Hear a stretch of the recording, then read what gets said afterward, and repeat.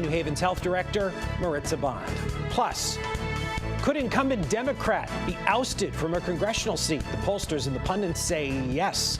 I'm one-on-one with George Logan, the Republican, challenging Jahana Hayes.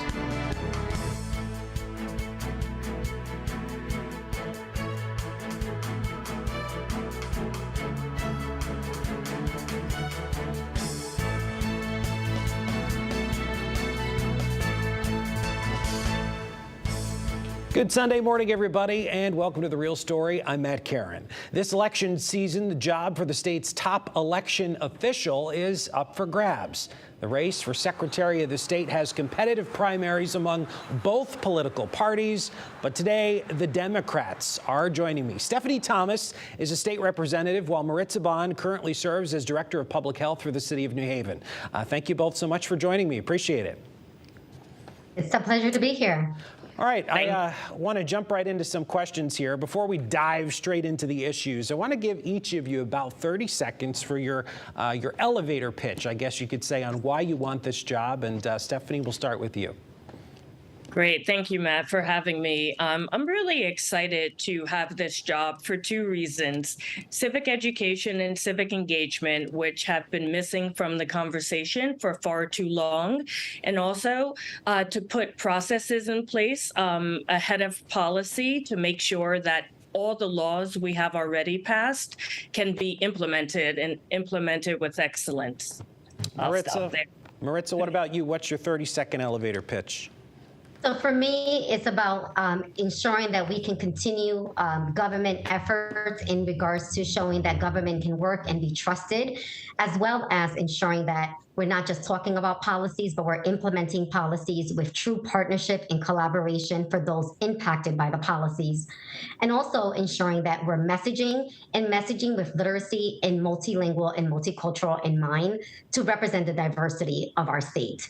And lastly, I think it's very critical that infrastructure support is desperately needed, and having autonomy over the fundamental rights of the budget of the Secretary of State is crucial and will be a priority for me. Okay, let's now turn to some of the issues that I know are going to be coming up for whoever wins this seat. 39 states across the country currently have early voting. Connecticut is not one of them, but voters will see it as a ballot question later on this year. So the question is, do you support early voting, and do you support taking the definition of a traditional election day out of the state constitution? And we'll start with you, Maritza. Absolutely. And I think, we agree on this. Certainly, we are well overdue. It is frankly disheartening and embarrassing that we have not been able to get early voting passed. And within my first term, I will make sure that we work collectively and collaboratively to implement a policy as such. But it's important that we get the message out to the people. We know that this has not been the first time that early voting has been up for our ballot vote, and the people need to know what it means. And so I want to work really hard to ensure that individuals vote yes and understand what they're voting for, because it really will expand early voting for everyone. And of course, I certainly believe early voting is well overdue. All right, Stephanie, yay or nay, early voting? Definite yay. I've been working on it for about 4 years now, and I had the great pleasure. I vice chair our elections committee in the legislature, so I had the great joy of co-sponsoring that bill and voting for that bill for the constitutional amendment. But beyond that, I'm really excited. I've actually already convened a working group of registrars to start trying to get ahead. Assuming it passes in November, we want to make sure the legislature has some information that they can use, because they are the ones who will set what early voting would look like for the state of Connecticut. So I'm trying to get ahead of that curve and meeting with small towns, medium-sized towns, and large towns to see what some of the pain points might be. Because we have this decentralized system in Connecticut, every town has implementation challenges that vary one from another.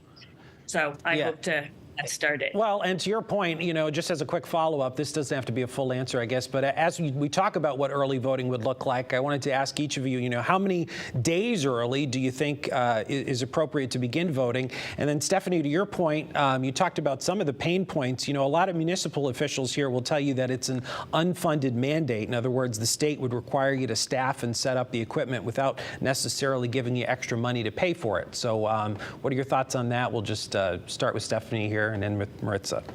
Sure, that's exactly right. For many towns, people don't realize it is an unfunded mandate because they might not even have an office or a full-time staff person. So right now, I'm leaning toward what Secretary Merrill recommended, which is a 3-day early voting period.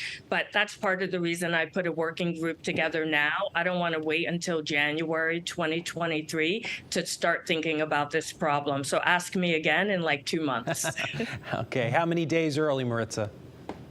So, I would want to ensure that we are not pushing policies that, again, are top down, and that's exactly what continues to happen. Let's just be frank. This is 10 years ago, the amendment did not pass, and here we are again. We need to make sure that we're educating and that we're really getting input from the people on what is going to be feasible, because at the end of the day, it is unfunded. We have to invest into the office and be able to ensure that we have the proper infrastructure. And so I, of course, also believe that we need to have a work group that's going to be comprised of legislators as well as local registrars and town clerks, depending on the policy we're trying to push. But in this, for early voting, it is really vital that we really invest into the Secretary of State's office. And as you may or may not know, the autonomy of the Secretary of State budget was really stripped from the Secretary of State. And so it's important that we really have autonomy so we can be able to support those at the local level that are actually implementing the policy. Yep. It's not just about legislation getting passed. That is critical, yes, but we have to think about the implementation that this has at the local level when it's unfunded. Okay. I want to move to a different issue now, issue of cybersecurity. Here in Connecticut, we have a decentralized election system, but, we did see a hack from Russia several years ago, as well as other foreign governments over the years that gained access to the voter rolls. So what's your plan to stop foreign governments from interfering and to strengthen cybersecurity? We'll start with you, Maritza, on this one.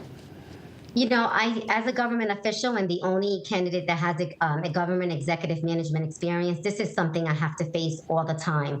And it's really critical and important that we are working towards ensuring that we are constantly working with the technology department in securing and doing quality assurance with our systems that are in place, and ensuring that also we support in working with the local registrars and making sure that anything that we're looking to roll out in the future is really piloted and secured for the future, because at the end of the day, access and integrity around voting is the core mission of the office. What say you, Stephanie? Any way that we can, modernize the elections and make them as secure as possible? Yeah, so cybersecurity and misinformation, I would say, are two of the biggest challenges. And it's going to take not just the state of Connecticut, but the United States to solve it. So I definitely plan to play an active role, as did Secretary Merrill with the National Association of Secretaries of the State. In fact, I just did a program 2 weeks ago with Jenna Griswold, who is the Secretary of State of Colorado, and she's on the cybersecurity subcommittee of the National Association. And we talked about some of the things that Connecticut could do differently. So I definitely will be looking to work with Homeland Security and other states to make sure that Connecticut is best in class. Yep. But misinformation is another issue that we don't pay as much attention to, but I was happy to vote for the misinformation officer here in Connecticut. And I would really want to position the Secretary's office as the go-to location for true information and fact-checking. Okay. This past legislative session, the General Assembly passed a bill to expand access to absentee balloting. But Connecticut still does not have what is known as no-fault absentee voting. So do you support it? Why or why not? Stephanie, we'll start with you on this one. Once again, yes, it ran through my committee and I voted for it. A lot of people don't understand the bill we passed this year, but it will help a lot of people. And I absolutely support no excuse absentee voting. I can't go anywhere without someone asking me why what we had during the pandemic can't be replicated now. Prior to 2020, I don't think people understood. But now that they've been able to vote that way, we all have something that comes up unexpectedly, flat tire, sick, get stuck at work. And why should we take a chance that on election day, one of those instances will prevent us from conducting our civic responsibility? So absolutely, yes, yes, and yes. Maritza?